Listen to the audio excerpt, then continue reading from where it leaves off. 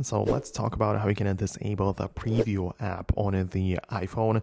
Let me show you how it works. If you are first time in here on Foxtecc, most definitely subscribe for more explanations and guides like this one. And you'll probably notice that whenever you are browsing the files on your device, you can tap on anything and it just opens it right away through this like brand new preview app. And in order to stop that from happening, like hold it down on the individual file thing which you want to open, and then tap on the option which says open with, right? And it's going to show you, and it's going to expand for more things which are going to let you open up the thing with.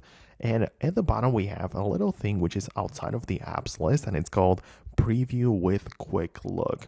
And the quick look basically means that it doesn't go to the preview app, but it just shows up the file in, right away inside of the files the way it has always been working. So in that case, you can probably turn it on. And now when you open up the document, it doesn't redirect us to the preview app. It stays within the files using the quick look. At the bottom, we still have the button to go to the preview app and perform some changes there if you wanted to, but we are staying inside of this files app using the quick look, so that is very likely the thing that you wanted to do.